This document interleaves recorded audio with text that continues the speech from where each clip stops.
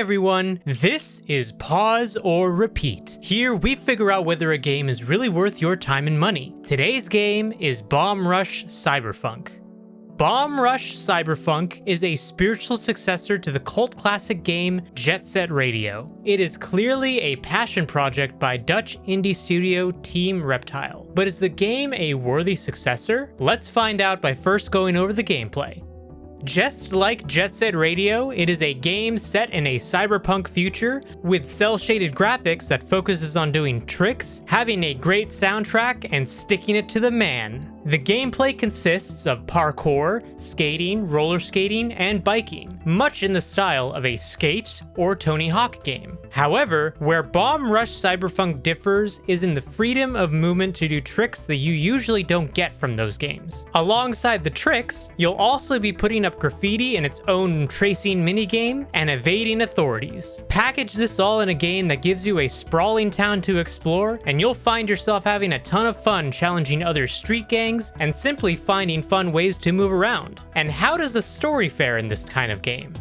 The story in Rush Cyberfunk is easy enough to understand. The setting is a cyberpunk future where swapping of body parts is commonplace due to the advancement in technology. You are part of a street gang in New Amsterdam called the Rush Crew. Alongside the rest of the crew, your goal is to conquer the city and become known as All City. To become All City, a gang must become known throughout all of New Amsterdam by performing acts of vandalism such as graffiti. In doing so, not only will rival gangs oppose you, but also the authorities who will go to great lengths just to stop you. But now the question still stands. Pause or repeat?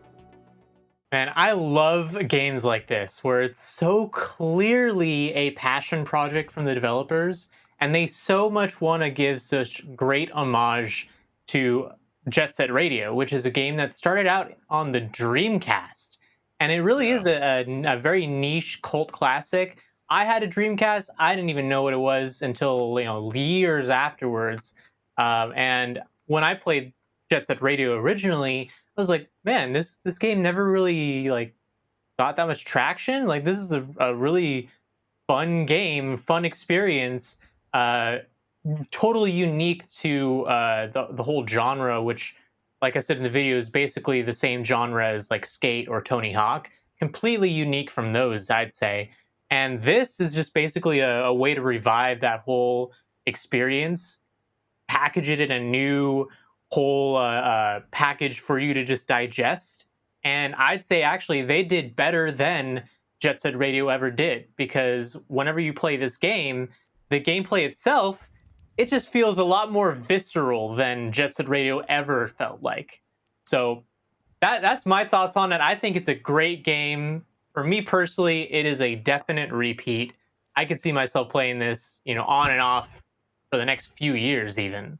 Really? See, during season 2, I was very amped up to get my hands all over Rush Cyberfunk. I think it's a great adaptation, I believe, for the Nintendo console. But I'm so glad you referenced like Tony Hawk, Pro Skater, the 1 and 2 remastered, because I started thinking about even my experience being so excited even for that game, which is very similar to even this. Yeah, you get the remastered, you get to go back and kind of feel like that nostalgia factor, but you don't really go back and revisit the game. Like, I understand that Rush, Cyberfunk's got an amazing soundtrack. It's very smooth. I mean, come on now. I mean, when you have an upgraded console, everything's gonna be definitely smoothed out. But I just felt like, I mean, it's a really good game, but I have to give it a pause. I didn't feel like it was enough for me to want to constantly keep going back to the game. And I kind of giggled even during the video, even when it came to the story part, because I almost wanted to be like, what story?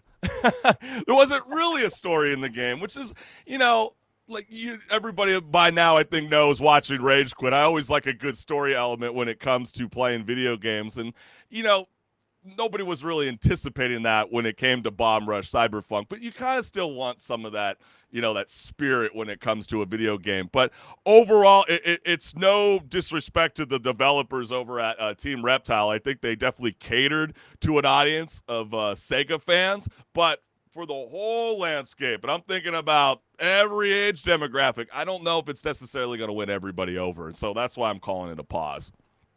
Yeah, that's fair. I think at the same time, though, I'll give the argument that I don't think it's designed for everyone. I think it's designed Yeah. to be for that niche audience of people who probably already know about Jet Set Radio and wanted to see a revival of that, but it never came because Sega decided not to do it.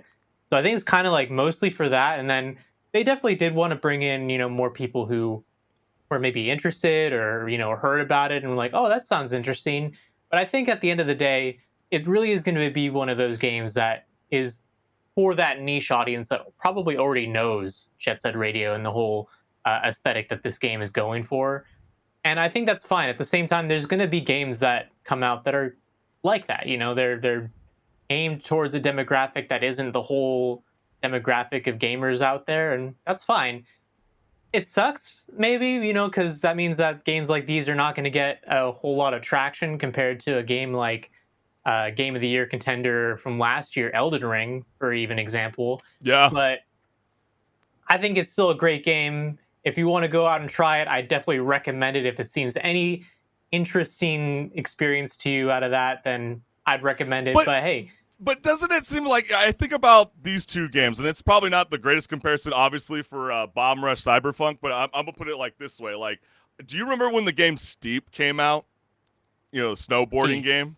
Oh yeah, yeah, And I it do was like remember an that. open world, and you could jump to different mountains and stuff. Like, that's a game you constantly want to repeat. And then what later came down the road was a video game called Riders Republic, which Hmm. everybody was very excited about. But then it lost the creative factor because it kind of had this like weird online experience. So like sometimes just because you kind of try to mimic like a same style, does like Tony Hawk Pro Skater 1 and 2 and try to do its own thing, doesn't necessarily mean it's going to win everybody over. That would be kind of like my final thought on this. Yeah, that's totally fair. I mean, you should have some unique ideas at the end of the day, but I think that they did have some unique ideas, regardless. And I'd say that, like I said, it's even better than Jet Set Radio It ever sounds like did. you're lost for words. So, Were you anticipating that I was going to say a repeat? no, I mean, I had no idea what your thoughts were going to be. Honestly, I thought it was a great game, but hey, maybe sometimes it's just not something that people see. It's So so that's true, fine. and like we want to encourage even the viewers that are on live. Like, I mean, hey, is HenricK right? Is Chris wrong? I mean, what's Yeah, going let on? I us mean, know. let us know what's good.